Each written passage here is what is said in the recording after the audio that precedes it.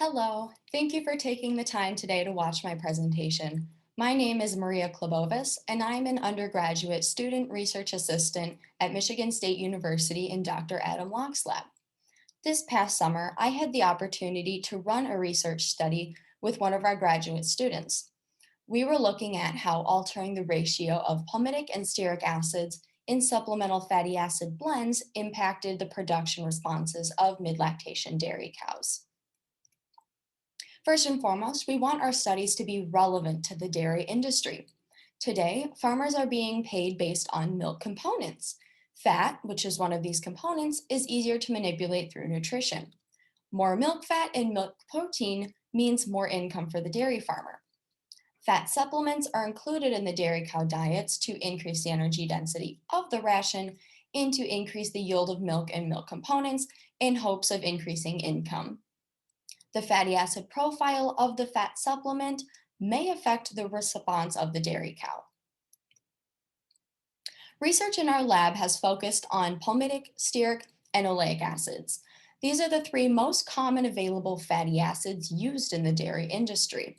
In a study done by D'Souza, working with altering ratios of these fatty acids, it was found that palmitic acid, seen here as C16-0 and represented in blue, increase the energy output in milk.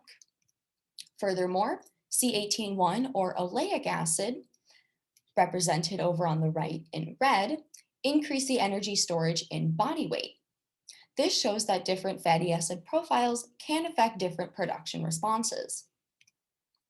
Looking further into different fatty acid ratios, D'Souza found that altering the ratio of palmitic and oleic acid had differing effects depending on the production level of the dairy cow. Lower producing dairy cows responded better to a diet higher in palmitic acid, as seen here in green, and the higher producing dairy cows responded better to a diet higher in oleic acid, as seen here in blue. In a follow-up study done by Birch et al., looking at 60% palmitic acid and 30% stearic acid, versus 60% palmitic acid and 30% oleic acid treatments, it was found that lower producing dairy cows responded better to a treatment higher in palmitic acid and stearic acid, whereas the higher producing dairy cows responded better to the palmitic and oleic acid treatment. Due to these findings, we wanted to look further into different ratios of palmitic and stearic acids with cows in the range of 40 to 45 kilograms of milk per day. Thus, this leads us to our objective, which was to determine the effects of decreasing the level of palmitic acid in supplemental blends containing palmitic and stearic acids on production responses of mid-lactation dairy cows. We hypothesized that, compared to stearic acid, higher levels of palmitic acid will increase the yields of milk and milk components. Our materials and methods included the use of 24 multi-paris Holstein dairy cows in a 4x4 Latin square design. Our cows were 109 days in milk, give or take 23 days, and averaged 47.1 kilograms of milk per day, give or take 5.83 kilograms. We utilized 4 treatments: a control or non-fatty acid supplemented diet, a high palmitic acid treatment with 80% palmitic acid and 10% stearic acid, a mid-palmitic acid treatment with 50% palmitic acid and 30% stearic acid, and a low palmitic acid treatment with 30% palmitic acid and 50% stearic acid. These fatty acid blends were supplemented at approximately 1.5% dry matter of the diet. And please note that control will be represented in brown, high palmitic in yellow, mid palmitic in blue, and low palmitic in purple for the rest of this presentation. And finally, 4 21-day periods with 5 sampling days at the conclusion of each period were implemented.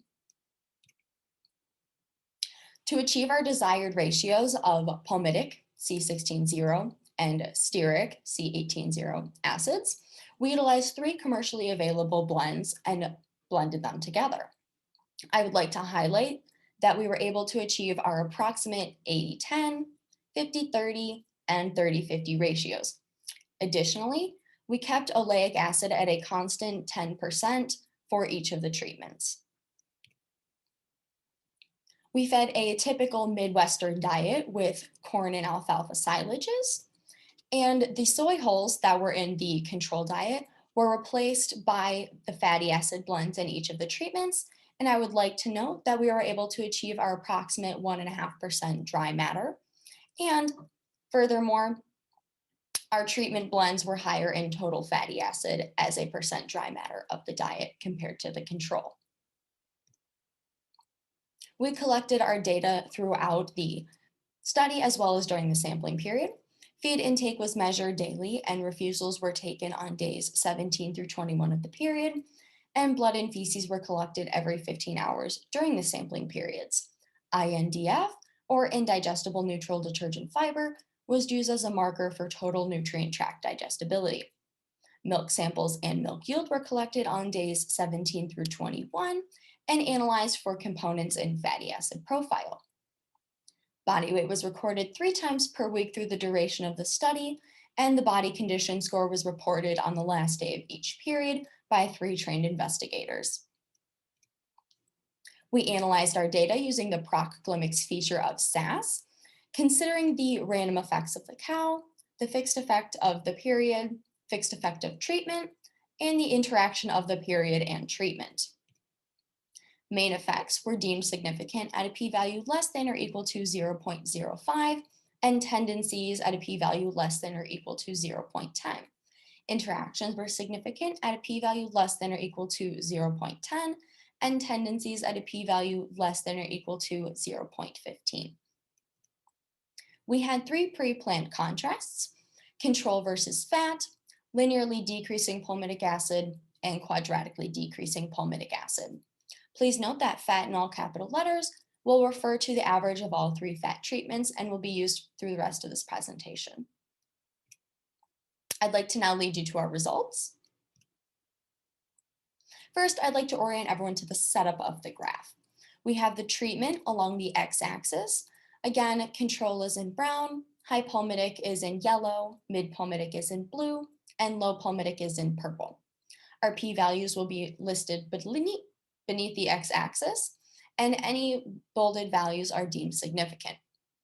Along the y-axis, we have our variable of interest, and to start off, looking at the dry matter intake, there was no effect of treatment and there was no effect on any of the contrasts. Moving on next to milk yield, we did have a treatment effect due to fat increasing the milk fat yield compared with the control. However, there was no effect of linearly or quadratically decreasing palmitic acid. Looking now at milk fat yield and milk fat content, over on the left we have milk fat yield, and there was a treatment effect, again driven by fat increasing milk fat yield compared with the control, and a linear effect due to decreasing palmitic acid, decreasing milk fat yield. However, there was no quadratic effect. Similarly, with milk fat content on the right, we saw a linear effect due to decreasing palmitic acid, decreasing the milk fat content, but again, there was no quadratic effect. Looking now to energy-corrected milk and 3.5% fat-corrected milk, we saw that there was a treatment effect, again, that is driven by fat increasing both the energy-corrected milk and fat-corrected milk compared with the control, and they both had a tendency to decrease energy-corrected milk and fat-corrected milk when decreasing palmitic acid linearly. We also ran milk fatty acid sources when looking at de novo, less than 16 carbons, mixed, 16 carbons, and preformed, greater than 16 carbons. We saw that there was no effect of treatment for any of the yields in the milk fatty acid sources. However, we did observe significance for our contrasts. Control versus fat was significant for all 3 sources, with fat,